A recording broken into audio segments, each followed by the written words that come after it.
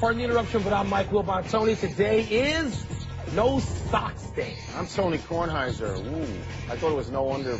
Never mind. Start the show with certain visuals. You can't have that. Can't talk about going commando then. I can't do that. You think that's a mistake? You just talked about it. No, but I feel so free. Youngsters everywhere clicking on to something else. Infomercials. Let this be a lesson to you, kid. Welcome to PTI, boys and girls. In today's episode, a big night for Roy Hibbert, a bogus assist for Russell Westbrook, and a backflip from Yasiel Puig. But we begin today with the NFL draft and the two quarterbacks who have dominated the pre-draft chatter, Johnny Manziel because of his height and recklessness, and Teddy Bridgewater because he is dropping off the charts. Adam Schefter believes Manziel will be the first quarterback chosen, but Jason La Canfora reports that the Cleveland Browns had commissioned a $100,000 study based on film analysis and analytics, and that study concluded Bridgewater has the best chance of success in the NFL. So, Wilbon, I ask you, who is the safer pick right now, Manziel or Bridgewater? Tony, I think it depends entirely on what city he would be going to, what club is doing the drafting, and sort of their philosophy, how conservative or not that team is. I think in big cities, and I don't think he'd wind up in many of those except Dallas if you believe some of this Jerry Jones chatter. I think that in big cities it's fine. People are accustomed to all kinds of behavior in big cities. I think there's smaller communities that are more conservative that may not like all that Manziel seems to represent. So you're saying the safer pick is a condition of geography? Yes. Okay, I'm not going to say that. I'm going to say that no matter who picks Manziel and where he is picked, that is not the safer pick. You pick Manziel because you've fallen in love with him, and you think he's a great star.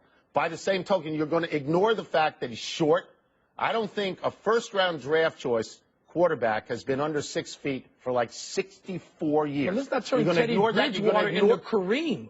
I mean, he's 6'2". Teddy Bridgewater is a garden variety quarterback. He's that much taller than Johnny He's had a great history at Louisville. The only reason you don't pick him is because you looked at him or his pro day or something you don't think else. He can play. You don't think he's any good. Well, how can that be safe? Because it's a safer pick. Because you know what? Because at 3 in the morning at a club, he's not going to have sparklers coming out of his mouth. All right? Now, the other guy, Manziel, who I'm in love with. I'm scared to know what club you're going to. You pick him. There's photos of that. Let's go to Houston for a second. If you're Houston and you don't pick Johnny Manziel, all right? Right. And he goes somewhere else and is a star, it can't be safe for you and your job. But the safe pick if you're Houston is Johnny Manziel. Not if he fails. You're not going to be fired if he fails. You had to pick him. If you go number 1 overall with a quarterback and he fails, that's not. No, Johnny Manziel, you know he's not a safe pick. He's not a prototypical quarterback. He's just tremendously exciting. Some teams are beyond prototypical now. Some teams are off of that. Some teams have different GMs and younger coaches. Bridgewater is the safer pick. I just don't want to go to Dallas. Because that just means the volume of stupid talk will rise to an all-time high. Sensational. Like all talk around the irrelevant Dallas Cowboys. Sensational. Let's move to the NBA playoffs, Tony, and a surprising development in Indianapolis last night. The beleaguered Roy Hibbert reverted to all-star Roy Hibbert, and with 28 points and 9 rebounds, led the Pacers into an absolute must 1-1 series tie with your Wizards. Tony, it had been 6 weeks since Hibbert scored 20 points in a single game. It had been 6 weeks since he scored 20 cumulatively. That's probably true. And it raises the question, why now? Was it the release of Andrew Bynum, the fishing trip with Paul George and George Hill, the presence of his college coach, JT3, sounds like a nighttime soap. Tony, what? I love the Bynum theory, that Bynum is that poisonous, that toxic, that just by getting rid of him, Hibbert would be freed from the monsters that caused him to get bageled 2 or 3 times already in the last 5 days. Right. Because if that's the case, why didn't they get rid of this guy a long time? Played 2 games. What did they wait for? I don't buy the Bynum thing unless, of course, Bynum was on the fishing trip. They went out 4 and came back 3. Yeah, that's a Fredo situation, theory, but I'm not buying it. I don't. What are you buying? I mean, you know, he was great last night. I told you. Great. When we left the office, what did I said Bynum's going to have a double-double at least. I told you that. It was great. Not Bynum, Hibbert. I'm sorry, Hibbert. You didn't even watch the same game I did it too. Look, Hibbert was great, but Hibbert is not the problem for the Pacers. Because Hibbert, he's not going to get 28 again. That's a career night. That's great. He played great. Their problem is Paul George. Their problem is that Paul George against the Wizards so far had no game last is scoring 14 points and shooting 30%. If I'm the Wizards, I'm feeling pretty good about where I am now because I don't think John Wall's going to score 6 again, and I don't think that Hibbert's going to score 28 again. I'm liking my chances. I want to go back because I think the presence of John Thompson III, the guy who nurtured young Roy Hibbert when he couldn't play, and saw him through the development of when he could play. I think that was critical for John to go and do that. I think the fishing trip did dicey for John Thompson III to root against the Washington Wizards, his hometown team, don't you think? If he's rooting for a guy he coached. He's got a guy on the other side. Otto Porter never played, but he's got a guy. That guy's not playing. Hibbert going to have a big game at home. Homecoming for Hibbert tomorrow night, right here. He's not going to have that game again. You know what? You know what? I think he is. Wizards could have won that game if they didn't have terrible won. They got to learn how to win it, though. But they don't know how to win that game yet. See what happens when I watch a game? Yeah, it's scary. The Oklahoma City Clippers game ended how we thought it would last night, with Oklahoma City winning comfortably. Both Kevin Durant and Russell Westbrook had outstanding games. Durant had 32 points, 12 rebounds, and 9 assists. Westbrook had 31, 10, and 9 until this play, where he was given an assist, which gave him a triple-double, and that counts for something. 1, 2. Wilbon, should the NBA take away this bogus assist? Of course. The NBA wisely and justifiably goes back through things like this. They say, no, this person deserves an assist or a steal, or we have to change this basket. You do that when you want to be on the right side of an issue. There's no assist. There's no assist. Right. I mean, we all know that. Russell Westbrook is good enough where he doesn't need charity. I'm saying, just stop it. This is just dumb. The problem with it is, as all sports attempt to become baseball, and they all attempt to have meaningful statistics. So now when you watch TV this morning, what you are told is he had a triple-double, his third triple-double of the playoffs. He's the youngest guy to ever have 3 triple. No, he didn't. He didn't have it. Because Cephalosha did the entire thing by himself. That's right. The entire thing. He had the ball like 4 seconds before he put it on the floor twice. That is not an assist. Right. Whereas other players around the league said for years, it's a John Stockton assist. Only in Salt Lake City does he get that. On John Not me. These are Hall of Fame players. Look, Westbrook was great. And I know you don't like him to shoot, but if you go 13 for 22, you can shoot all you want. No. Russell Westbrook should be in that area. I'm talking about when he had 31 one night. That's Wilt, Michael, Larry. That's a territory Oscar he shouldn't be in. They played great. Look, they played like we thought they would. Yes. They played like they had to play. Yes. The Clippers hung around for a long time in that game, and they threatened if they could get a run. They couldn't make the run. Oklahoma City played, I'm not going to say their A game, but, Tony, they got to go now and do that in Los Angeles, not once but twice. You don't think 32 and 31 is an A game? Wait. Really? No, I'm not talking about the two of them. They can get play squad. Like that. Their squad if is those guys. Played terrific defense on Blake Griffin. Guys. If those guys come up with 37 points between them, they lose. The two of them alone aren't going to beat the Clippers in this series. Team effort. They're going to come close. Time to brace for some more news from Donald Sterling versus the world. His estranged wife, Shelley, has obtained legal representation to retain what she says is her 50% ownership stake in the Clippers. And her attorney tells the Associated Press, quote, "We abhor guilt by association in America. The sins of the husband cannot be imputed to the wife or children," close quote.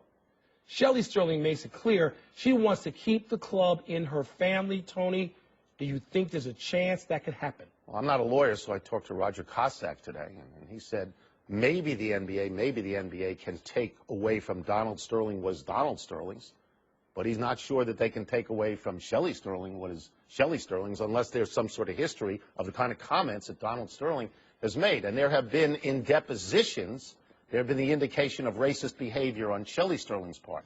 But they've been one-sided. They haven't apparently been answered yet in court. Right. And they're not on tape. So if she owns 50% of the team, what I think we could probably agree on is, or maybe we couldn't agree on, that possibly the end game will be the same, that possibly the Sterlings will not have this team. But I think it's now going to take a lot longer than the people in the NBA are hoping for. And then we get into that gray area. About this. Yes. All true. I'm not going to disagree with anything you said. I will say this. As I'm aware of it, the NBA is not looking to legally challenge Donald Sterling. What are they going to do? It by fiat? They're just going to take it? I think that 29 billionaires in a room versus 1 billionaire in a room, I'm taking the 29. A very litigious 1 billionaire who goes to court all the time, and now with a wife separating herself from him and saying, I want the team? I'm talking about the force of partners saying, we want you out. You're going to be made whole in terms of finances. This is a franchise that's going to go for north of $1 billion. We're not looking at a legal challenge. And if he says, I've got all the money I need, with you. Right, he says, I've got all the money I need, and I've accepted the ban. I can't go to the games, but I want to retain the team. All that sounds fine. I'm going with 29 bully billionaires over one. There's some guys in that room who know their way around force out. Here's the problem. The clock is ticking. Mm-hmm. Doc Rivers could come back next November and say, you know what? I'm not doing it. And Blake Griffin and Chris Paul, and you know go what? To what? Disbanding the franchise, which I believe there are provisions. Okay. Right. So you're saying they could go nuclear. If he doesn't want to sell. What about her? If they can't force him out. She doesn't want to sell. And she believes, her lawyer believes, that Adam Silver has exonerated her by saying the penalty is only him and not his family. Yes. But we also don't know what the papers say, the ownership papers. We don't know. We have no idea. What's so great is we don't know. You know what it's like? We're talking at the draft. It's like the NFL draft and the clock, you're on it. Here's another thing we don't know anything about. The newly paid and highly popular Richard Sherman says the NFL would not have banned Donald Sterling. Sherman offers this reasoning, quote, because we have an NFL team called the Redskins. I don't think the NFL really is as concerned as they show. The NFL is more of a bottom-line league. If it doesn't affect their bottom line, they're not as concerned, unquote. Wilbon, do you agree with Sherman? Well, this is a bottom-line issue for the NBA, too. So that's exactly right. Now let's get to the rest. Nobody is doing these things just because Again, I said 29 billionaires. They don't want to do business with this guy anymore. Right. So Now let's take everything else Richard Sherman said, which speaks to social issues and cultural issues. He's 100% right. The NFL has no such ties to black America. The NFL has no such sensitivities to African-American concerns. The NFL, while it has about the same percentage of black players, has no such responsiveness to the players in his league, most of whom are black. The NFL is not seen as a black league, and its commissioner nor its owners would act in the same way as either Adam Silver or Bud Selig. If you were to tell me that you don't believe that the NFL is as responsive to its players as the NBA is, I would tell you you're 100% right.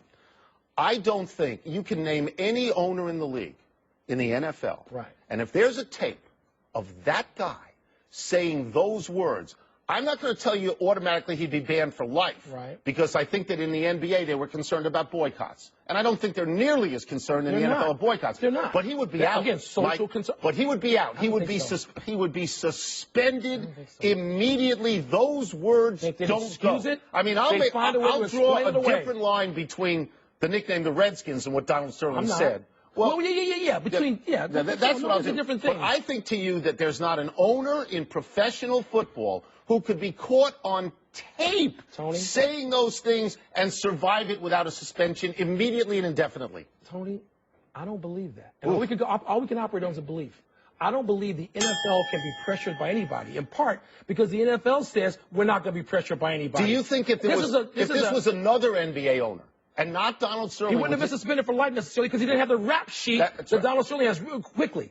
This is a league that in the 1960s had an owner in the nation's capital, George Preston Marshall, who said we're not going to have any black players in this franchise. And Robert Kennedy had to force him to trade for Bobby Mitchell. And that was abhorrent. And that was also it was 50 years ago. 55 years ago. What I'm saying is, Tony, can't do it now. Tony, can't do it. I, like Richard Sherman, don't believe that the NFL is anywhere nearly as responsive to pressure from that particular group, black folks, as the NBA. I don't. Let's take a break.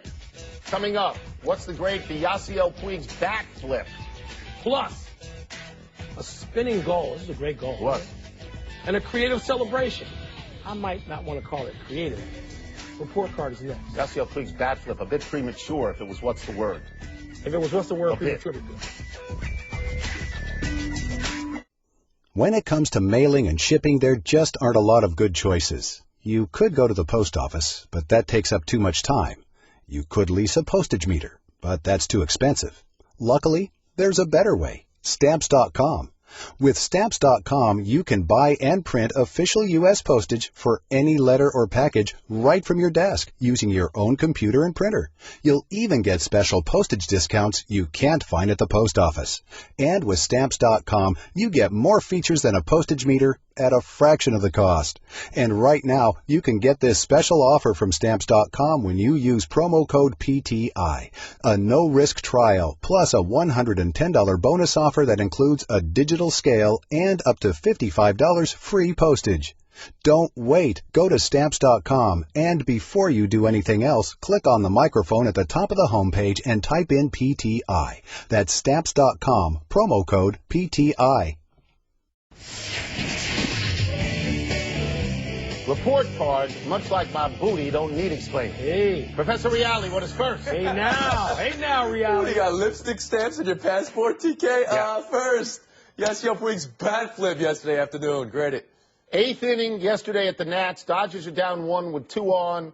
Puig swings and connects, thinks it's gone. Why else would he flip the bat? Thinks it's a 3-run, game-ending homer. It doesn't get to the warning track. It's a D. Well, see, I'm thinking he knows he didn't get all of it into the bat, and he's extending it because he's saying, damn, this is our best You don't chance think to he win this flipped it? game. No, I just think he chucked it because he was upset. He thought it was gone. Tony, you Dead can't be a center. major leaguer, hit the ball on that marginally. You can see it. His eyes You're are making fixed on it the excuses whole way. for No, Puig. You're making he knew excuses. it wasn't out. It's a D. It's a B. He forecasted correctly. Oh, he knew it wasn't that's going out. awful. He just said, you're so in the Because you hate tank the for the Nats. Nationals. You hate the Nats. What's next? I don't care about the Nats. You serious here, Wilbon? A big? All right. Stop it. Nolan Arenado's hit streak, he's nearly halfway to DiMaggio. Great it. Yeah, he got a double in the first inning yesterday. It gives him 27 in a row. That ties the record for the Colorado franchise. But DiMaggio's 56, and he's at 27. I can't get too excited. I mean, to me, you don't even start looking until 35. He's a great 35. player. He's 23 years old.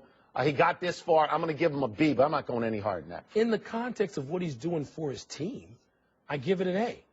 But in the context of DiMaggio, we're not even in the context of Pete Rose yet. No. We're not even in the context of Jimmy Rollins yet. We're not there. And it's sort of cool that this early in the season you can have this sort of thing. I'd never heard of him until yesterday. In that context, it's like a D. I'll split the difference. A B minus. When did you hear of him for the first time? Yesterday. Next.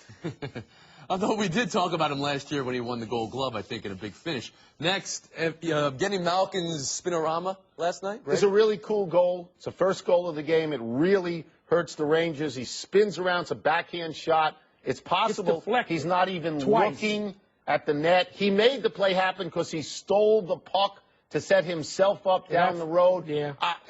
I think it's got to be an A goal. It's a great-looking goal. It's an A goal. No goals in the first 5 games of the playoffs for Malkin. We wonder where Malkin and Crosby were. Now he's got 5 goals in 5 games, and they're coming alive on the brink of eliminating the Blue Shirts. Yep. And all of that factors in, I think, into any sort of assessment of the way Malkin's playing. The goal had a bit of flukiness to it. I mean, it was twice deflected. Could be. But once you get it on your stick, he made it work. Look at it. You know, I hate to be repetitive here. I'm not going A because of luck involved. I'm going to give him a B+. I gotta be a little tougher than you. Next. I know you were watching this via streaming. Lithuania's 2nd Division soccer. Grade this goal celebration. I don't know this guy's name. I don't know the name of the team. This celebration is spectacular. Good goal. He goes into the stands. You watch this. He takes a casual pose, and he applauds himself. He's the only guy in the stands except for that one other guy. Nobody's selling tickets to this. This is brilliant. This is you know what this is? This is Ocho Cinco worthy. If this was an American football game, it's got to be a God, A+. What has happened to your bar? I love the celebration. Your standards have come down so much. He applauded himself. This is something that would be spectacular if you were in 8th grade. He crossed his legs and applauded himself. If you were in 8th grade, this would be spectacular. What? This is nothing. This is sort of lazy. He didn't really go out there and sort of reveal himself. I can't believe this. What are you giving it? Give him a C. This is recap, Reality. That's absurd. He was such an easy It's grader. so good. I'd love to have his class. So Substitute teacher. Lithuania. B+, C-. Yeah. This is some bad, What's up? hieroglyphics there. That's it for Report Card. Time for a break, but on the way, Derek Jeter, your boy. adds another random gift to his collection. I thought he was going to say he was adding a gift to the gift basket. Gift bag. Plus, our Nets, Heat, Blazers, Spurs Game 2 preview. Are you ready for this? Are you going to watch that tonight? Or are you going to watch the draft? I'm not watching a minute of the draft. I'm watching the draft. Not You a get minute. sucked into the draft. You watch for hours. Happy time, people. Happy 63rd birthday, Mike D'Antoni.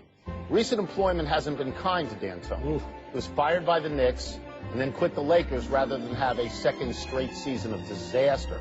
Wilbon, I think if he goes up Highway 101 to San Francisco, he's got a team very similar to the one he had in Phoenix when they were very good.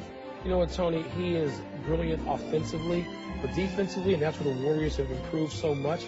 I don't know if there's a fit. Maybe D'Antoni should be a great offensive coordinator for the next job. Happy anniversary, Willis Reed. History lesson, kids. On this day 44 years ago, with me sitting in the stands, the captain limped out onto the court, the last man out of the tunnel, hit his first 2 jump shots to lead the Knicks inspirationally to the championship of the NBA, beating the star-studded Lakers. This is the greatest game I've ever seen. Better than the Reggie Miller game you covered? Yes, this is my first championship. The Knicks. Frazier, 36-19-5. You don't even mention him. No. Happy trails to Derek Jeter's home run drought.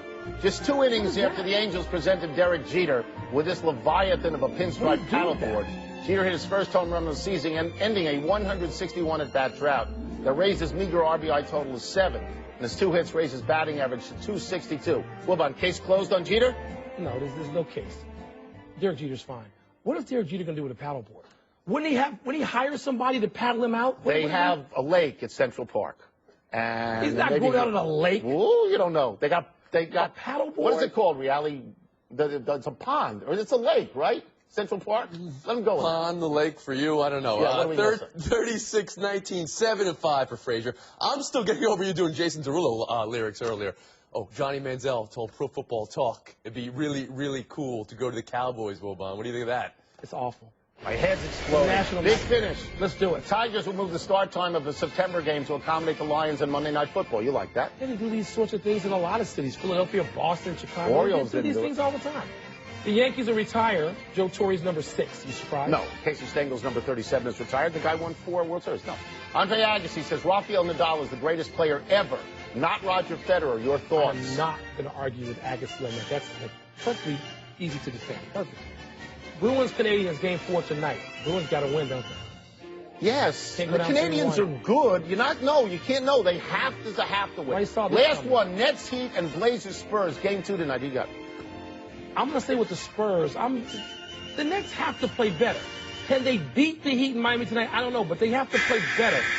I'm going to go with the Nets in an upset. I still think Miami will win the series. We're out of time. We'll try and do better the next time. I'm Tony Kornheiser. You with me? You're going to take the Nets to win a game tonight? No. You're so scared. I'm Mike Wilbon. No. Same time tomorrow, Knuckleheads. Check out the podcast on PTI on iTunes. Steven Spielberg, am I chopped liver? The next big thing. The next new kid. The next overnight sensation. The next rookie. One to watch. The next Hall of Famer. The next Intimidator. The next 6-time. The next King. Next. Who's next? Let's find out. Names are made here. The History 300 at Charlotte. Saturday at 2:30 Eastern on ABC.